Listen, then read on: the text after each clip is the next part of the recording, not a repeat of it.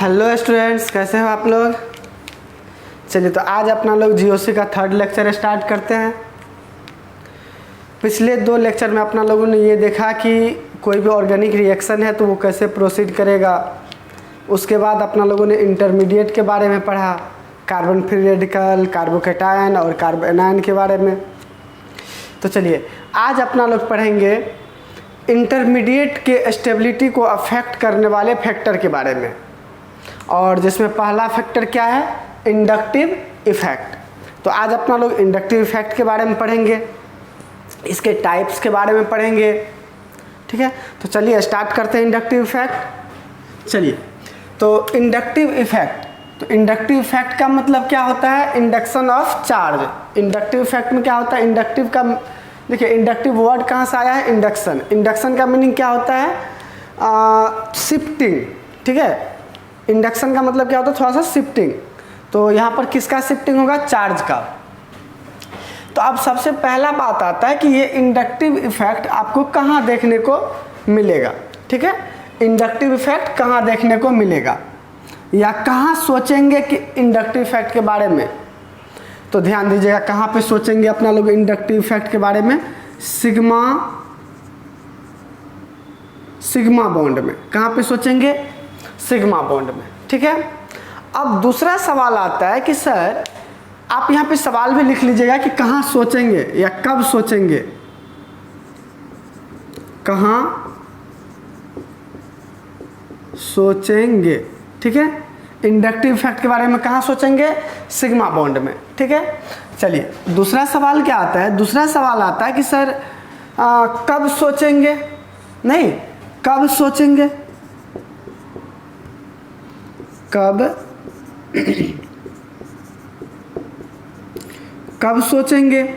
तो ध्यान दीजिएगा सिग्मा बॉन्ड रहेगा, फिर भी कब सोचेंगे, जब उसमें इलेक्ट्रोनेगेटिविटी डिफरेंस होगा तब। ठीक है, क्या बोल रहे हैं, जब इलेक्ट्रोनेगेटिविटी डिफरेंस होगा तब क्या होना चाहिए,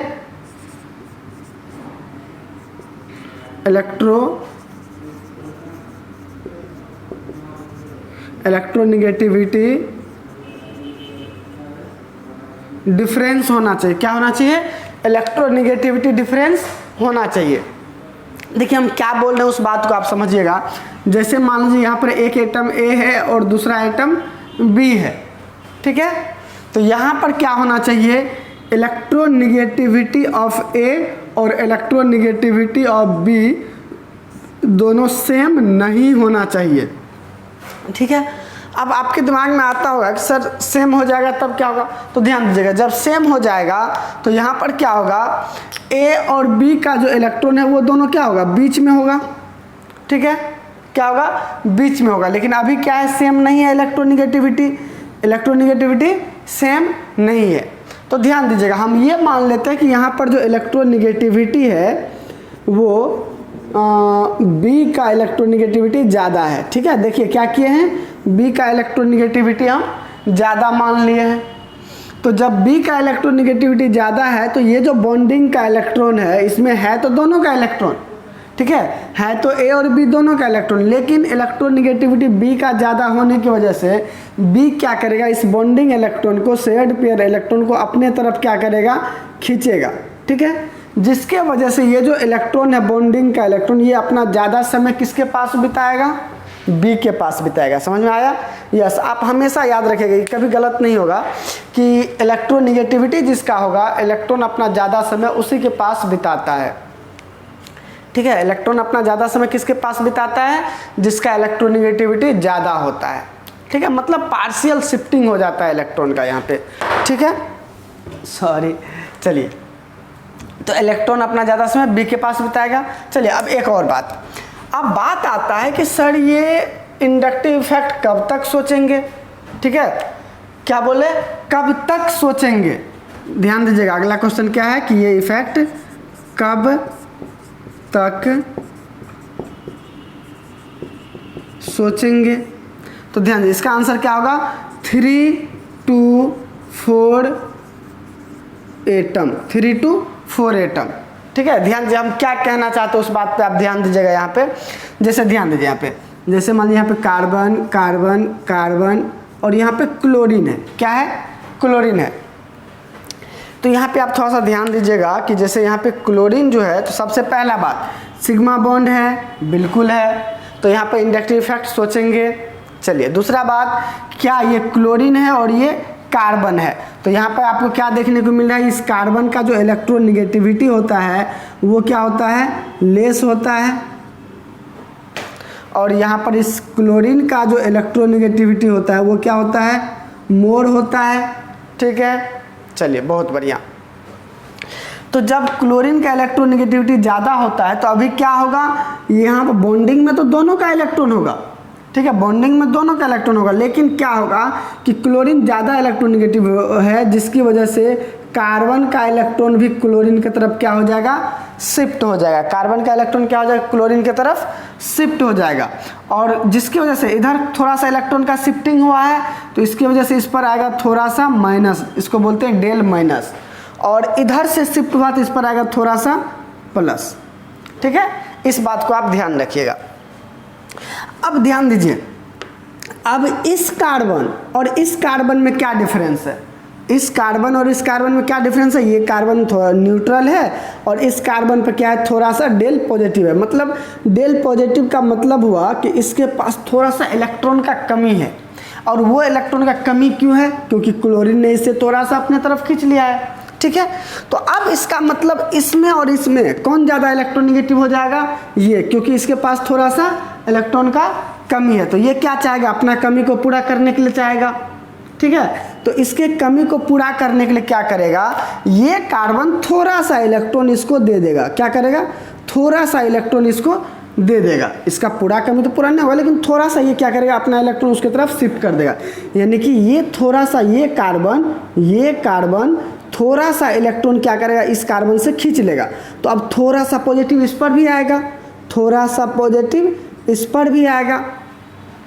ठीक है, लेकिन आप एक बात याद रखिएगा कि यहाँ पर ये जो डेल पॉजिटिव है, क्या बोल रहे हैं, ये जो डेल पॉजिटिव है ये, और ये जो डेल पॉजिटिव है, क्या है, डेल पॉजिटिव है, इन दोनों में ज़्यादा वैल्यू किसका है, तो ज़्यादा वैल्यू इसका है।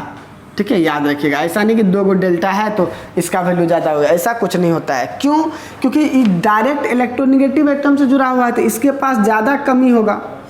ये तो डायरेक्ट इससे जुड़ा हुआ नहीं है, तो इसके पास थोड़ा सा कम कमी होगा। समझ रहे बात को, ये जो खींचेगा तो ज़्यादा इफेक्ट इस पर पड़ेगा, उससे कम इफेक्ट इस पर पड़ेगा, और ये जो खींचेगा तो इसका इफेक्ट इस पर बहुत कम पड़ेगा। समझे, तो यहाँ पर क्या होगा, और भी थोड़ा सा कम पॉजिटिव आएगा, यहाँ पे और कम पॉजिटिव आएगा। तो यहाँ पे जितना ज़्यादा डेल्टा देते हैं इसका मतलब उतना कम, ना कि उतना ज़्यादा। समझ रहे हैं बात को, जितना ज़्यादा डेल्टा देंगे इसका मतलब उतना कम होगा। ठीक है, उतना कम होगा। तो अगर आपको कोई पूछे, अगर आपसे कोई पूछे कि बताइए यहाँ पर 4 डेल्टा प्लस है, यहाँ पर 3 डेल्टा प्लस है, और यहाँ पर 2 डेल्टा प्लस, और यहाँ पे डेल्टा प्लस, इसमें से कौन सबसे ज़्यादा है, तो सबसे ज़्यादा वैल्यू इसका है, फिर इसका, फिर इसका। ये बात आप ध्यान में रखिएगा। अब एक बात और, यहाँ पर इसी डेल्टा माइनस के कारण ने इस सब पे पॉजिटिव आया है, तो यहाँ पर क्या हो जाएगा, इस जितना भी पॉजिटिव है सबको जोड़ेंगे तो वो किसके बराबर होगा, डेल माइनस के बराबर। याद रखिएगा इस बात को भी कि ये डेल्टा डेल्टा डेल्टा प्लस, फिर प्लस, डेल्टा डेल्टा प्लस, फिर से प्लस, और डेल्टा डेल्टा प्लस, फिर डेल्टा प्लस, ये किसके बराबर होगा, डेल माइनस के बराबर होगा।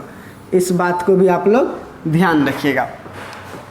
और इसी को बोलते हैं अपना लोग क्या चीज़, इंडक्टिव इफेक्ट। ठीक है, यहाँ पर देख रहे हैं थोड़ा सा चार्ज इलेक्ट्रॉन का शिफ्टिंग हुआ है, तो इलेक्ट्रॉन का शिफ्टिंग को ही क्या बोलते हैं, इंडक्टिव इफेक्ट। और किधर से किधर हुआ, लेस इलेक्ट्रोनेगेटिव से मोर इलेक्ट्रोनेगेटिव एटम की तरफ। ध्यान दीजिएगा, partial shifting of electron towards more electronegative atom, किसके तरफ, टुवार्ड्स मोर इलेक्ट्रोनेगेटिव एटम की तरफ। और ये शिफ्टिंग आपको कब तक देखने को मिला है, लगभग 3 to 4 एटम के तक ना, 3 से 4 एटम तक देखने को मिला है। एक बात और, जैसे जैसे अपना लोग यहाँ से, जिसके कारण से ये इंडक्टिव इफेक्ट जनरेट हुआ है, क्लोरीन के कारण से हुआ है, तो जैसे जैसे अपना लोग क्लोरीन से दूर जा रहे हैं तो ये इफेक्ट क्या हुआ है, घटते जा रहा है। क्या हो रहा है, ये इफेक्ट घटते जा रहा है। और अगर हम यहाँ पे एक और कार्बन दे देंगे तो इस कार्बन पर ये इफेक्ट देखने को नहीं मिलेगा। कहाँ तक देखने को मिलता है, 4 ही एटम तक देखने को मिलता है। और डिस्टेंस के साथ ये इफेक्ट घटते जा रहा है। देखिए ना, इस पर ज़्यादा पॉजिटिव चार्ज था, फिर इस पर कम, इस पर कम और इस पर और भी कम। तो डिस्टेंस के साथ साथ ये इफेक्ट क्या हो रहा है, घटते जा रहा है। आप इसको एक एग्जाम्पल से भी समझ सकते हैं। जैसे मान लीजिए आप ट्रेन से कहीं सफ़र कर रहे हैं, तो सफ़र करने से पहले आप टिकट लेते हैं, नहीं तो टिकट लेने के लिए आप लाइन में लगते हैं। तो क्या होता है कि जैसे मान लीजिए आप लाइन में लगे हुए हैं और पीछे से कोई धक्का दे दिया, तो वो धक्का क्या सबसे आगे तक थोड़े पहुंचता है। वो धक्का सबसे ज़्यादा फील किसको होता है, जो उसके जस्ट आगे में होता है, ठीक है। उससे आगे में जो होता है उसको थोड़ा सा कम धक्का फील होता है। जैसे मान लीजिए यहाँ पर कोई व्यक्ति है, यहाँ पर खड़ा है, फिर यहाँ पर कोई व्यक्ति है खड़ा है यहाँ पे, ठीक है, यहाँ पे।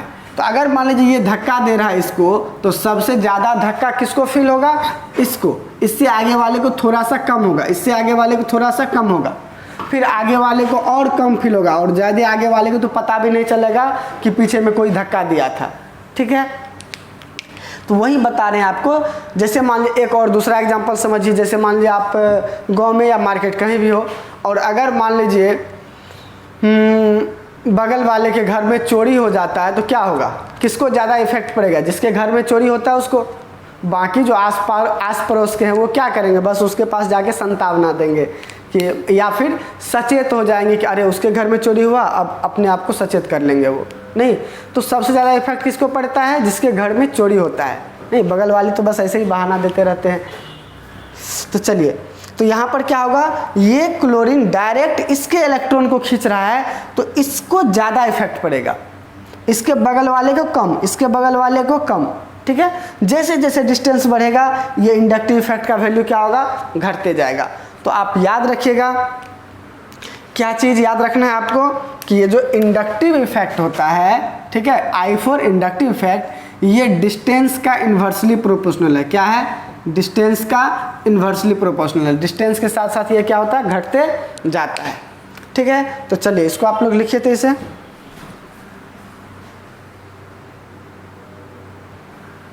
तो चलिए अब इंडक्टिव इफेक्ट को डिफाइन भी कर लेते हैं, ठीक है। तो क्या होगा, इंडक्टिव इफेक्ट का डिफिनेशन क्या होगा,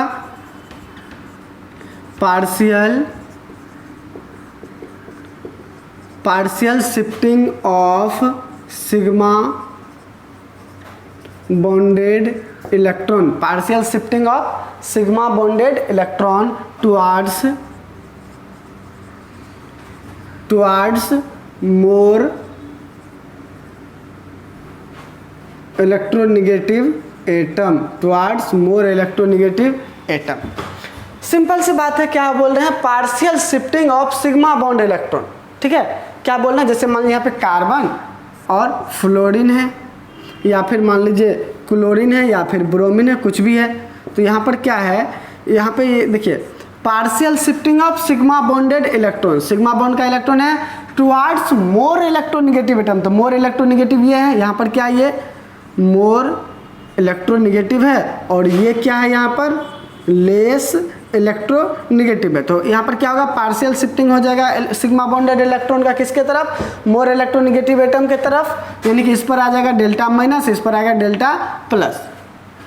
तो ये जो पार्शियल शिफ्टिंग हुआ है, जिसके वजह से एक पर डेल्टा माइनस आया है, दूसरे पर डेल्टा प्लस आया है, तो इसी को अपना लोग बोलते हैं इंडक्टिव इफेक्ट। देखिए यहाँ पे इलेक्ट्रॉन का इंडक्शन हुआ है, चार्ज का इंडक्शन हुआ है, किसके तरफ, तो मोर इलेक्ट्रोनेगेटिव एटम की तरफ। इसी को आप पोलराइजेशन भी बोल सकते हैं, ध्यान दीजिएगा, इस चीज़ को आप पोलराइजेशन भी बोल सकते हैं, ठीक है।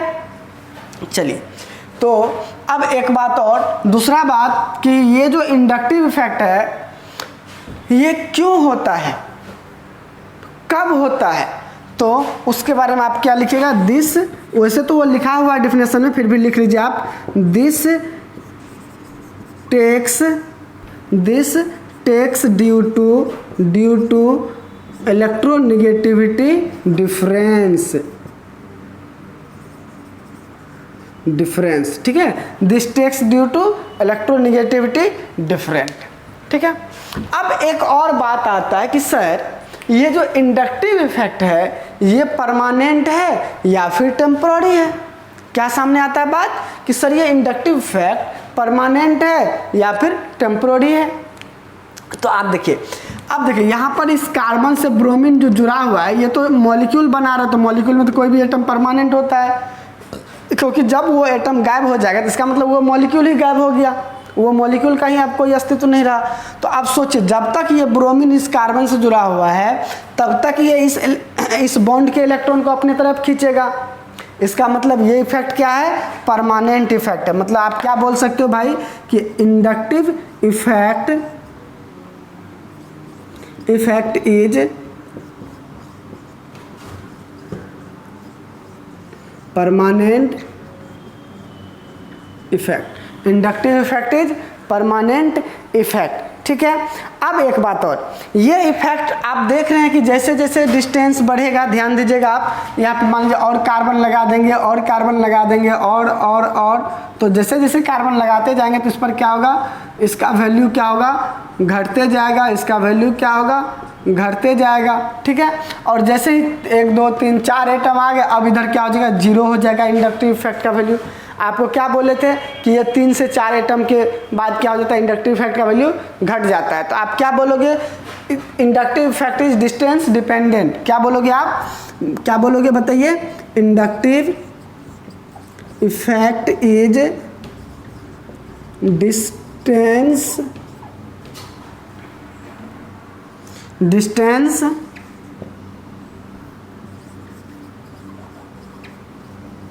डिपेंडेंट। क्या बोलोगे, inductive effect is distance dependent, यही बोलोगे, ठीक है। और कहाँ से कहाँ तक खत्म हो जाता है, 3 से 4 एटम तक।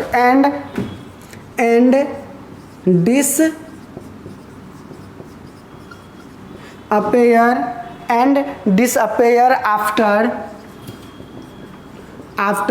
3 to 4 atom, and disappear after 3 to 4 atom. आप ये बात याद रखोगे कि ये डिसअपेयर हो जाता है 3 से 4 एटम के बाद, ठीक है।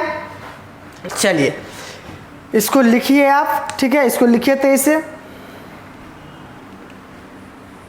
चलिए एक बात और बता देते हैं, एक बात और आप हमेशा याद रखोगे, स्टार में आप लिख लो क्या चीज की,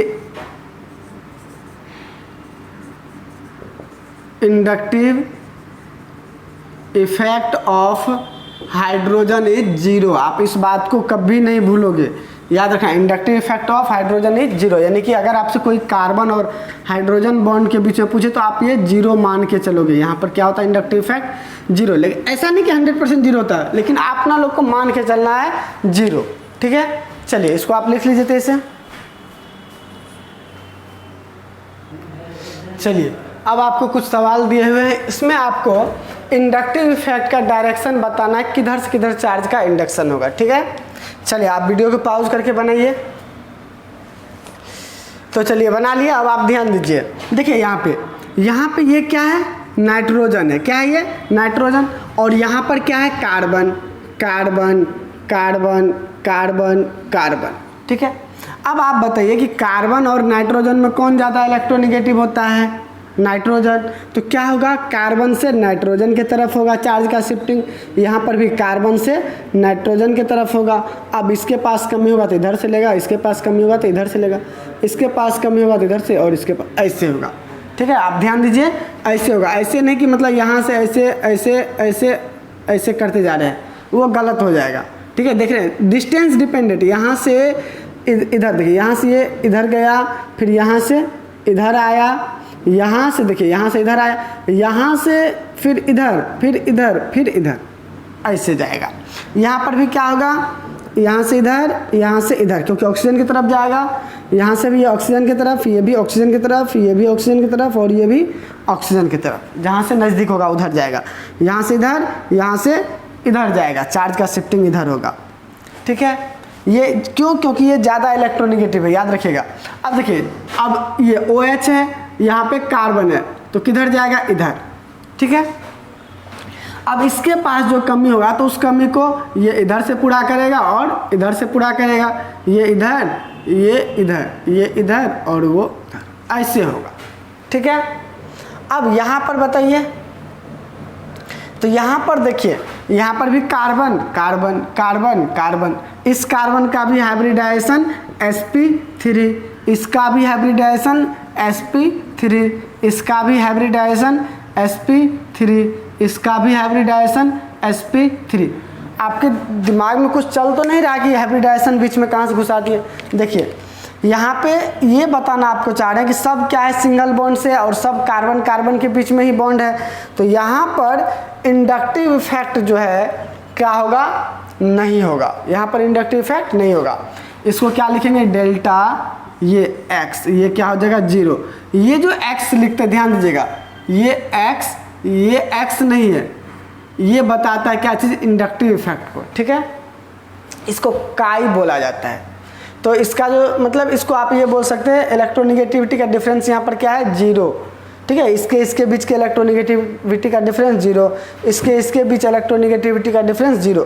तो यहाँ पर क्या है? सब एक जैसा आइटम है, तो क्या होगा यहाँ पर? इसके बीच में कोई चार्ज का इंडक्शन नहीं होगा, कोई चार्ज का शिफ्टिंग नहीं होगा, कोई भी इलेक्ट्रॉन का शिफ्टिंग नहीं होगा। ठीक है, चलिए आप इसको लिखिए, उसके बाद फिर आगे बात करते हैं।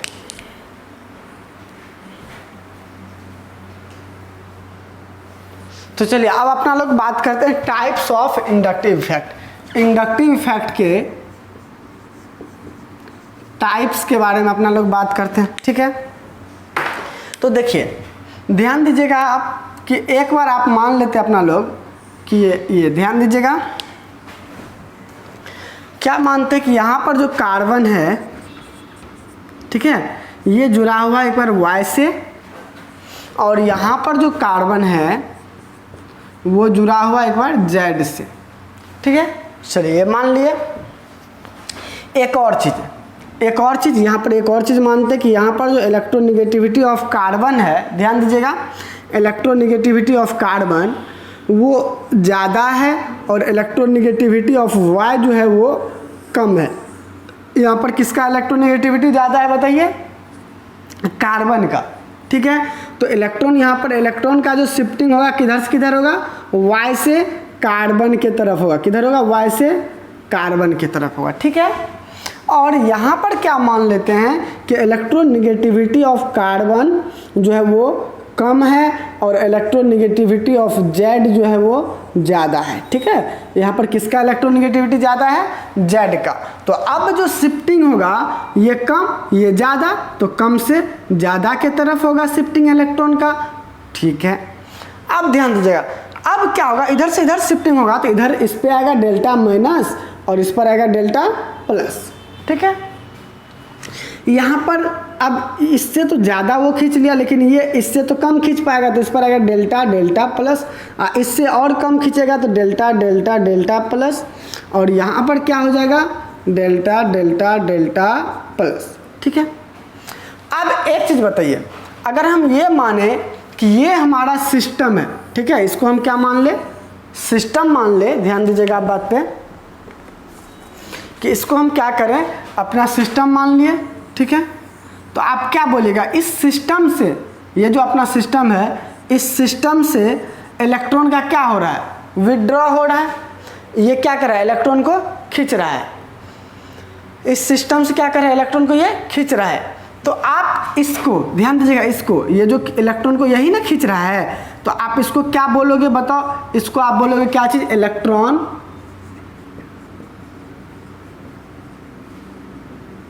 Withdrawing group. क्या बोलोगे आप? इलेक्ट्रॉन विड्रॉइंग ग्रुप, क्योंकि ये क्या कर रहा है? इलेक्ट्रॉन को खींच रहा है। ठीक है, अब यहाँ पे आप आ जाओ, यहाँ पे आ जाओ। ये क्या कर रहा है? वाई इस सिस्टम को क्या कर रहा है? इलेक्ट्रॉन डोनेट कर रहा है। अरे ठीक है, कंप्लीट नहीं डोनेट कर रहा है, पार्शियल ये तो डोनेट कर रहा है, शिफ्ट भी हो रहा है इधर, तो डोनेट तो हो रहा है ना।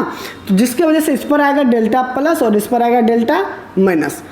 अब इसको डोनेट कर रहे हैं तो इसको तो ज़्यादा मिला, तो उसके बगल वाले को थोड़ा सा कम मिलेगा, तो कम के लिए हम 2 डेल्टा देते हैं और कम के लिए और डेल्टा बढ़ाते जाते हैं। ओ माइनस होगा ना, क्योंकि मिल रहा है। ठीक है, यहाँ पे बहुत कम मिल रहा है तो यहाँ पे बहुत ज़्यादा डेल्टा दिखाएंगे, उस पर माइनस डाल देंगे। ये सब तो आपको पहले से पता है कि जितना ज़्यादा डेल्टा होगा उसका वैल्यू उतना कम होगा। तो इसको जस्ट बगल वाले को ज़्यादा मिलता है, उससे बगल वाले को कम और उससे बगल वाले को और कम, और इधर तो लगभग 0 ही मान लीजिए आप, लेकिन मिलता तो है। तो इस सिस्टम को ये क्या किया, इलेक्ट्रॉन डोनेट किया। कौन, वाई। वाई क्या किया, इस सिस्टम को इलेक्ट्रॉन डोनेट किया। तो वाई को हम क्या बोलेंगे, ध्यान दीजिएगा, वाई को क्या बोलेंगे, वाई को बोलेंगे क्या चीज, इलेक्ट्रॉन डोनेटिंग ग्रुप। वाई को क्या बोलेंगे, इलेक्ट्रॉन डोनेटिंग ग्रुप। क्यों, क्योंकि वाई क्या क्या इलेक्ट्रॉन डोनेट किया, तो इलेक्ट्रॉन डोनेटिंग ग्रुप हुआ। और ये यहाँ पे आ जाइए, जेड, जेड क्या क्या इलेक्ट्रॉन को खींच लिया है, विड्रॉ कर लिया है, तो इसको इलेक्ट्रॉन विड्रॉइंग ग्रुप। तो इलेक्ट्रॉन विड्रॉइंग ग्रुप को अपना लोग बोलते हैं माइनस आई ग्रुप। क्या बोलते हैं, माइनस आई ग्रुप, ठीक है, माइनस आई, नेगेटिव इंडक्टिव इफेक्ट। और ये डोनेट कर रहा है वाई, तो वाई को अपना लोग बोलेंगे क्या चीज, प्लस आई ग्रुप। क्या बोलेंगे, प्लस आई ग्रुप। तो इस तरह से अपना लोग का इंडक्टिव इफेक्ट कितने टाइप का हुआ, 2 टाइप का हुआ। एक तो माइनस आई ग्रुप और दूसरा प्लस आई ग्रुप। प्लस आई ग्रुप, माइनस आई ग्रुप। माइनस आई ग्रुप का मतलब इलेक्ट्रॉन खींचना, याद रखो, आप नाम जैसे अपना याद रखते हो उस तरह से याद रखो। माइनस आई ग्रुप का मतलब इलेक्ट्रॉन का खींचना, और प्लस आई ग्रुप का मतलब इलेक्ट्रॉन डोनेट करना। प्लस आई ग्रुप का मतलब इलेक्ट्रॉन डोनेट करना, और माइनस आई ग्रुप का मतलब इलेक्ट्रॉन को विड्रॉ करना। आप ये नाम की तरह याद रखोगे, जैसे आपका नाम याद है उसी तरह आप याद रखोगे कि माइनस आई का मीनिंग क्या होता है और प्लस आई का मीनिंग क्या होता है, ठीक है। तो चलिए इसको लिखिए तो इसे आप लोग।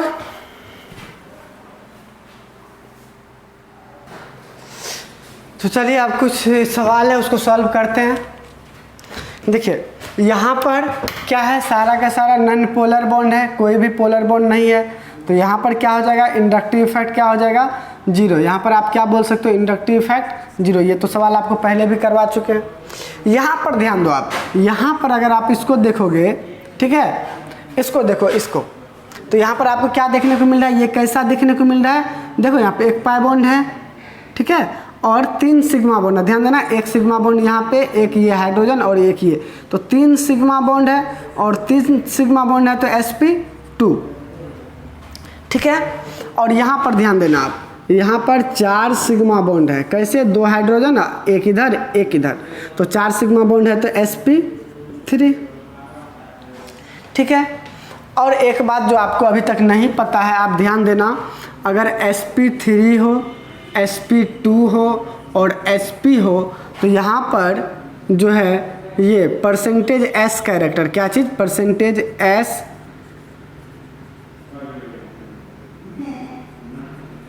कैरेक्टर, परसेंटेज s कैरेक्टर कितना हो जाएगा, ध्यान देना। अगर अपना लोग इसको 4 बोल दे, 3p और एक s को, तो 4 में से s को कितना मिलेगा 100% में से, बताओ, यहाँ पे 25% मिलेगा। अगर 100% को इस तीनों में बांटोगे तो कितना मिलेगा, s को 33.33% मिलेगा। और इन दोनों में क्या कहते हो, 100% को बांटोगे तो कितना मिलेगा, 50%, ठीक है। तो s का परसेंटेज यहाँ पर कितना हुआ, 25। sp3 में s का परसेंटेज कितना हुआ, 25। sp2 में s का परसेंटेज कितना हुआ, 33.33%। और sp में s का परसेंटेज क्या हुआ, 50%, ठीक है। तो अब ध्यान देना, आप ये बात याद रखना कि परसेंटेज s कैरेक्टर अगर इंक्रीज किया, ध्यान देना क्या बोल रहे हैं, परसेंटेज s कैरेक्टर अगर इंक्रीज किया, इसका मतलब उसका इलेक्ट्रोनिगेटिविटी भी ज़्यादा है, याद रखने का, ठीक है। क्या, परसेंटेज s कैरेक्टर बढ़ने से इलेक्ट्रोनिगेटिविटी बढ़ता है। क्या बोल रहे हैं, परसेंटेज s कैरेक्टर बढ़ने से इलेक्ट्रोनिगेटिविटी बढ़ता है, इस बात को आप याद रखोगे। तो अब यहाँ पे आप ध्यान दो, यहाँ पर sp2 है तो यहाँ पर परसेंटेज s कैरेक्टर कितना है, 33.33%।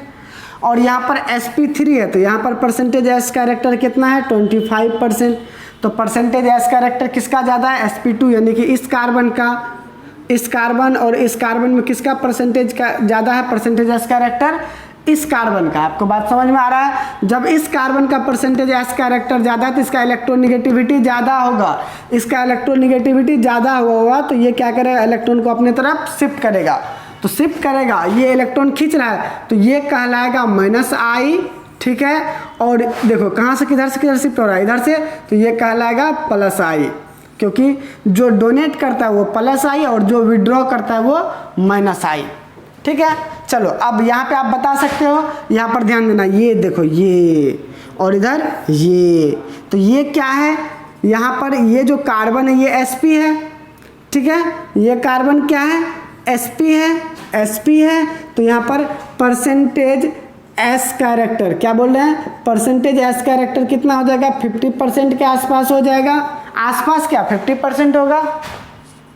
और यहाँ पर तो आप जानते हो कि 25% ही होगा, तो ज़्यादा इलेक्ट्रोनेगेटिव ये, तो ये क्या करेगा, अपने तरफ खींचेगा, तो ये भी काम करेगा किसके तरह, माइनस आई की तरह, और ये काम करेगा प्लस आई की तरह। आपको क्लियर हो रहा होगा अब, या क्या क्लियर तो हो रहा है। चलिए यहाँ पर, अब यहाँ पे आप देखिए, इसको देखिए और इसको देखिए, यहाँ पर ये कार्बन देखिए, ये कार्बन sp2, ये कार्बन sp।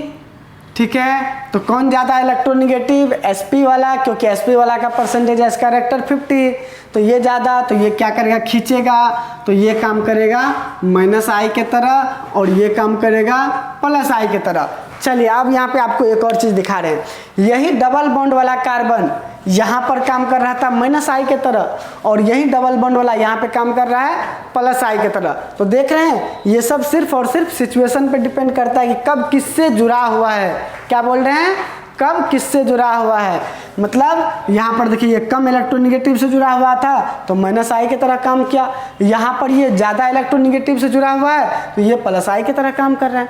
वो सिचुएशन के पर डिपेंड करता है। जैसे अभी देखिए, अभी अपने देश का माहौल क्या है, खराब है, खराब चल रहा है, तो यहाँ पर अभी क्या कर रहा है, कोरोना वायरस का माहौल है, तो यहाँ पर अभी क्या कर रहा है, जो भी मतलब डोनेट करने की हालत में नहीं रहता वो भी डोनेट कर रहा है कुछ न कुछ सरकार को, नहीं। और वही जब माहौल सही रहेगा तो सब लेना चाहेगा, तो वही होता है, बस सिचुएशन पे डिपेंड करता है। चलिए यहाँ पे अब आप ध्यान दीजिए इस सवाल पे, यहाँ पर देखिए इस पूरे का इलेक्ट्रोनेगेटिविटी क्या होता है, यहाँ पर आप याद रखोगे ये क्या है, कैसा कार्बन है बताओ, ये कार्बन कैसा है, ये कार्बन है sp2, क्या है sp2, और यहाँ पर क्या है NO2। तो अगर बात करें इलेक्ट्रोनेगेटिविटी ऑफ का sp2 कार्बन का और इलेक्ट्रोनेगेटिविटी ऑफ NO2 का, तो यहाँ पर इसका ज़्यादा होता है, किसका, NO2 का ज़्यादा होता है। ये सब देखो आपको तो याद है पीरियोडिक टेबल में पॉलिंग स्केल पे आप तो एलिमेंट का इलेक्ट्रोनेगेटिविटी पढ़े हो कि किस एलिमेंट का ज़्यादा किस एलिमेंट का कम होगा, लेकिन यहाँ पर ग्रुप इलेक्ट्रोनेगेटिविटी का बात होता है और ये भी एक्सपेरिमेंटल ही निकाला जाता है। तो बस आप ये याद रखो कि इसका sp2 कार्बन से ज़्यादा होता है। तो क्या होगा यहाँ पर क्या होगा, ये अपने तरफ खींचेगा तो क्या होगा, इसके पास कमी होगा तो ये माइनस आई की तरह काम करेगा।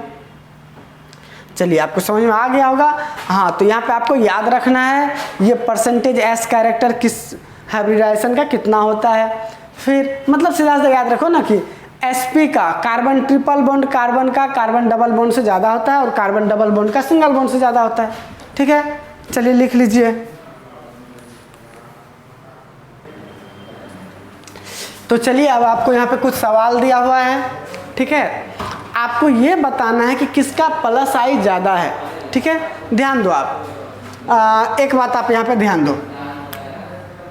आप क्या जानते हो, प्लस आई का मतलब क्या जानते हो, इलेक्ट्रॉन का डोनेशन। क्या चीज़, इलेक्ट्रॉन का डोनेशन। ठीक है, इलेक्ट्रॉन डेंसिटी का डोनेशन। प्लस आई का मतलब इलेक्ट्रॉन डोनेटिंग ग्रुप। तो इलेक्ट्रॉन डोनेटिंग ग्रुप कौन हो सकता है, जिसके पास इलेक्ट्रॉन ज़्यादा हो। क्या बोल रहे हैं, जिसके पास इलेक्ट्रॉन ज़्यादा हो। और इलेक्ट्रॉन ज़्यादा होने का मतलब उस पर निगेटिव चार्ज रहेगा तभी तो लगेगा कि उस पर इलेक्ट्रॉन ज़्यादा है। यस, तो जिस पर निगेटिव चार्ज है उसके पास इलेक्ट्रॉन डेंसिटी ज़्यादा होगा, तब ना वो दूसरे को डोनेट कर पाएगा। यस, तो यहाँ पर सबसे पहले निगेटिव चार्ज वाला है, फिर न्यूट्रल है और फिर ये है आइसोटोप। तो यहाँ पर ध्यान देना कि किसका डोनेशन इलेक्ट्रॉन डोनेट करने का टेंडेंसी ज़्यादा होगा।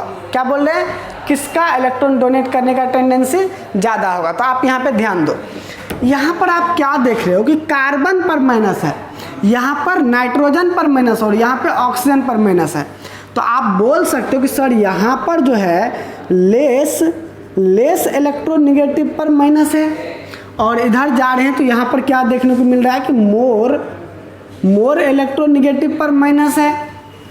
और सर हम जानते हैं 11th में पढ़े थे पीरियोडिक टेबल में कि लेस इलेक्ट्रोनेगेटिव पर निगेटिव चार्ज अनस्टेबल होता है और मोर इलेक्ट्रोनेगेटिव एटम पर निगेटिव चार्ज स्टेबल होता है। क्या पढ़ चुके हो आप कि मोर इलेक्ट्रोनेगेटिव पर निगेटिव चार्ज स्टेबल होता है और लेस इलेक्ट्रोनेगेटिव पर निगेटिव चार्ज अनस्टेबल होता है। तो जब यहाँ पे अनस्टेबल होगा तो इसका डोनेट करने का टेंडेंसी बढ़ेगा। तो सबसे ज़्यादा डोनेट करने का टेंडेंसी किसका होगा? कार्बन का होगा। अब कार्बन और ऑक्सीजन में कौन ज़्यादा इलेक्ट्रोनेगेटिव? ऑक्सीजन। और इसके तुलना में लेस इलेक्ट्रोनेगेटिव ये, तो इसका डोनेट करने का टेंडेंसी। फिर ये, अब यहाँ पर इस तीनों में तो आपको कोई कंफ्यूजन नहीं है, ये तीनों तो आपको समझ में आ गया कि क्या ऑर्डर होगा। चलिए अब बात आता है यहाँ पे आप ध्यान दो। यहाँ पर क्या है कि ये चीज़, ये जो बॉन्ड है, ये बॉन्ड किसी न किसी कार्बन से ही जुड़ा हुआ होगा। ठीक है, ये बॉन्ड क्या होगा? कार्बन से होगा। तो ध्यान देना, यहाँ पर ये ऑक्सीजन पर जो निगेटिव चार्ज है ये डायरेक्ट कार्बन से जुड़ा हुआ है, और यहाँ पर ये ऑक्सीजन पर जो निगेटिव चार्ज है उसके, ये जो कार्बन है उसके बीच में एक और कार्बन आ गया है। ठीक है, तो ये क्या होगा? इस कार्बन के ये बीच में आएगा। कहाँ पे आएगा? बीच में आएगा। तो बीच में आने से क्या हो रहा है? देख रहे हैं आप, डिस्टेंस बढ़ रहा है। ये डायरेक्ट कार्बन से, ये डायरेक्ट कार्बन से नहीं है, ये कार्बन से फिर जाके कार्बन से है। ठीक है, तो मतलब ये डिस्टेंस इसके बीच में बढ़ रहा है, और डिस्टेंस बढ़ने पर इंडक्टिव इफेक्ट घटता है। अच्छा, पहला बात। दूसरा बात, यहाँ पर जो ये निगेटिव है, आप अगला चैप्टर पर, अगला टॉपिक पढ़ोगे रेजोनेंस, तो आप यहाँ पर ध्यान दो, ये ऐसे होता है और ऐसे होता है, ये निगेटिव इस पर आ जाता है। तो ये निगेटिव चार्ज यहाँ पे अस्थिर नहीं है। क्या बोल रहे हैं? ये निगेटिव चार्ज यहाँ पर इस ऑक्सीजन पर अस्थिर नहीं है, ये निगेटिव चार्ज इस पर भी है, इस पर भी है। ये यहाँ से उछल के यहाँ, यहाँ से उछल के यहाँ, यहाँ से उछल के यहाँ, यहाँ से उछल के यहाँ, ये उछल कूद कर रहा है दोनों ऑक्सीजन पे। तो ये अस्थिर नहीं है। तो अस्थिर नहीं है तो इसका डोनेट करने का टेंडेंसी भी क्या हो जाएगा? कम हो जाएगा। तो इसीलिए इसका ज़्यादा है। आप ऐसे सोचो ना, आपको बोल रहे हैं ये मार्कर लो, तो आप आसानी से ले लोगे मार्कर। ठीक है, आपको बोल रहे हैं ये मार्कर लो ये मार्कर, तो अब क्या होगा? अब जैसे ये वाइब्रेट कर रहा है, उछल के यहाँ, उछल के यहाँ, उछल के यहाँ, उछल के यहाँ, तो आपको ये मार्कर लेने में क्या होगा? प्रॉब्लम होगा। तो वही बात यहाँ पे हो रहा है, ये निगेटिव चार्ज एक बार इस पे, एक बार इस पे। किस वजह से? रेजोनेंस की वजह से, जो आपको आगे पढ़ना है। तो इसीलिए इसका डोनेट करने का टेंडेंसी ज़्यादा हो गया। एक तो वो रीजन था, एक दूसरा डिस्टेंस, बीच में एक और आ गया, तो डिस्टेंस बढ़ गया ना, और डिस्टेंस बढ़ने पर इंडक्टिव इफेक्ट घटता है। तो चलिए, इस लाइन को आपको समझने में कोई प्रॉब्लम नहीं हुआ होगा। देखिए, यहाँ से यहाँ तक तो इलेक्ट्रोनेगेटिविटी के कारण, इसका इलेक्ट्रोनेगेटिविटी कम था तो डोनेट आसानी से कर रहा था, इसका ज़्यादा है तो आसानी से नहीं कर रहा है। और यहाँ पर रेजोनेंस की वजह से, और बीच में ये कार्बन आ गया उसकी वजह से। ठीक है, चलिए अब आप यहाँ पे ध्यान दो, यहाँ पे आपको ध्यान देना है। ठीक है, चलिए, तो यहाँ पे आप जैसे ही ध्यान दोगे तो आप क्या देख रहे हो? आप थोड़ा सा यहाँ पे देखना।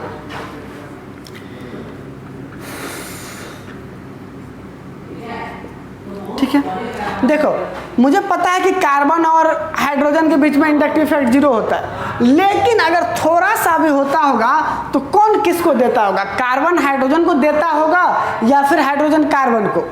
सर वो कैसे पता चलेगा? वो तो इंडक्टिव इफेक्ट से, इलेक्ट्रोनेगेटिविटी से पता चलता है। इलेक्ट्रोनेगेटिविटी तो मुझे याद है नहीं, याद नहीं तो याद करना चाहिए ना। देखिए बता देते हैं, इसका होता है 2.5 और इसका होता है 2.1। अब बताओ, तो थोड़ा सा भी अगर देने का टेंडेंसी होगा तो हाइड्रोजन ही देगा, हाइड्रोजन ही देगा। ओवरऑल इस कार्बन को तीनों तरफ से मिलेगा तो ये भी इधर डोनेट करेगा। मतलब CH3 का ओवरऑल काम क्या है? डोनेट करने का। ठीक है, तो अब यहाँ पे आ जाओ आप, ये CH3 ये डोनेट करेगा, ये CH3 डोनेट करेगा, ये डोनेट करेगा। इस कार्बन को मिला तो ये कार्बन भी क्या करेगा? इधर बढ़ा देगा।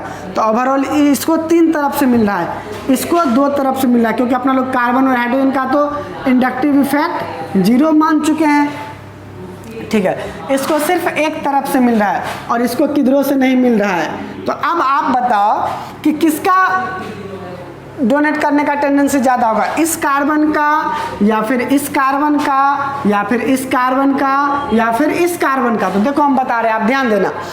इस कार्बन को तीनों तरफ से मिला तो ये ज़्यादा डोनेट करेगा, इस कार्बन को 2 तरफ से मिला तो ये कम करेगा, ये और कम करेगा, और ये बहुत कम करेगा। ठीक है, तो चलिए, तो यहाँ पे ऑर्डर क्या होगा डोनेट करने का? ये ज़्यादा, फिर ये, फिर ये। ठीक है, अब बात आता है ये तीनों आइसोटॉप है, किसका आइसोटॉप है? हाइड्रोजन का।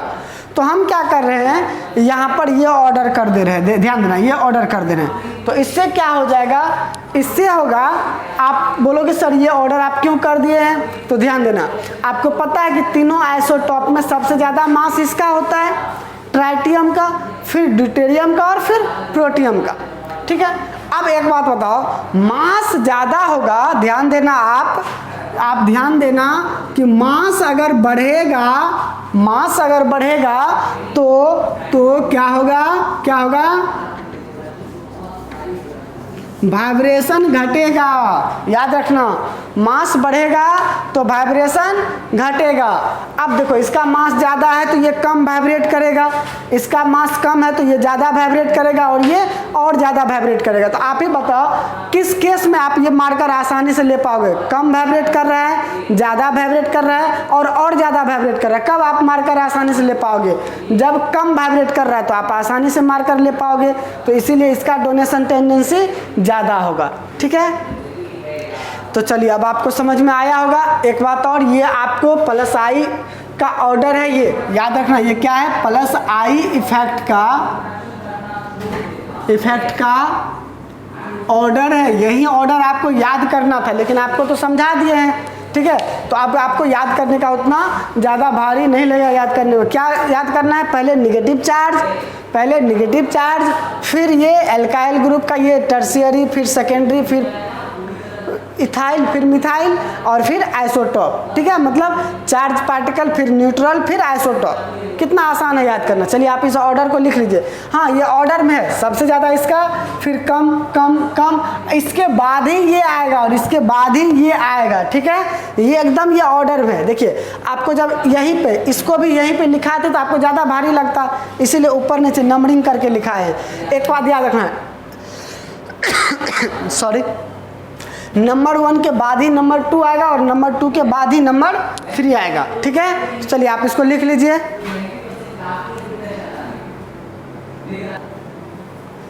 चलिए, तो आज अपना लोग यहीं पे छोड़ देते हैं। ठीक है, माइनस आई का ऑर्डर अपना लोग अगले लेक्चर में सीखेंगे। ठीक है, तो चलिए आप लोग यहाँ लिख करके और फिर इसको याद कर लीजिएगा, क्योंकि ये ऑर्डर आपको याद रहेगा तभी आप सवाल आसानी से बना पाओगे।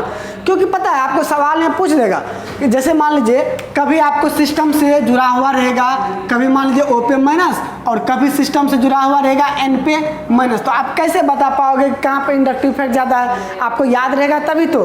ठीक है, उसके लिए ये ऑर्डर आपको याद करना पड़ेगा। तो आज बस इतना ही। चलिए आप लोग लिख लीजिए और पढ़ते रहिए।